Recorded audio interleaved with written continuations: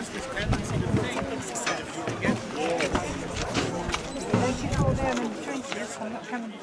actual military cemetery is here, behind that wall. This is the civilian cemetery. Okay.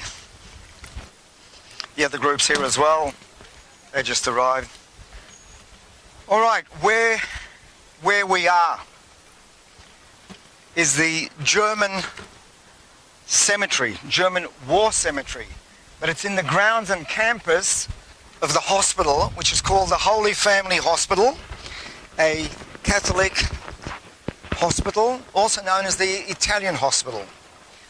And Prince Rudolf of Austria was the one who initiated building the actual hospital itself. Today, it's a fully fledged hospital providing all the type of facilities in any modern major hospital in the state of Israel. Anybody's admitted, irrespective of race, religion, creed, whatever that you want. But this takes us to the two parts of the cemetery. The civilian cemetery, which is here, where you can see that the crosses depict the people who were connected to the hospital, the nuns and the monks who initiated and who served the hospital itself. You can also see the dates. And the second one is the military hospital, remembering at the time when the Ottoman Empire and the Turks were allies, and they had to find a place of burial for those German officers, flight aviators, regular soldiers who fell in World War I. And they leased the land, and the land is leased from the Israeli government for this part of the cemetery.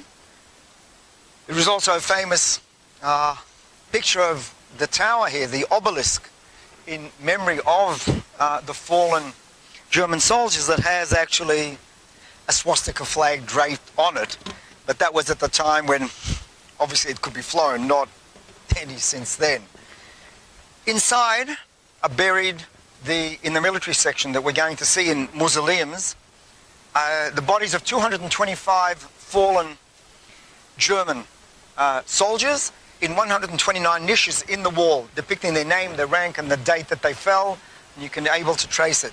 The original cemetery, when it was put together, the crosses were made out of the propellers of fallen aircraft that they had.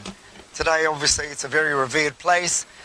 There are ceremonies here by the German military attaché, and you'll see the two flags flying in the courtyard where the ceremonies are held every year at the time of the armistice, which is October. Coming up now. So I can see the flags are flying, because I was here last week, the flags weren't here, so they're getting readiness for 31st of October 1918, the cessation of World War I. So a very revered place. Pardon? What channel? Channel 10. A very revered place, a very sanctified place, and very meaningful for the German people themselves. So we'll walk through to see the military cemetery itself, and then we'll come back and you can take the photos.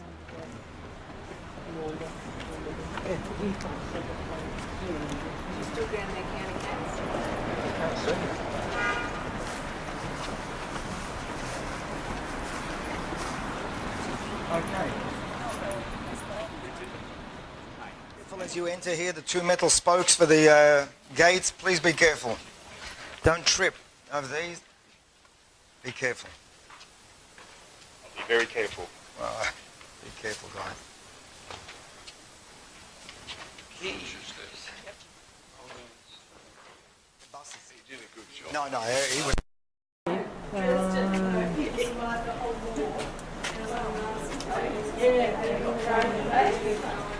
September 1998.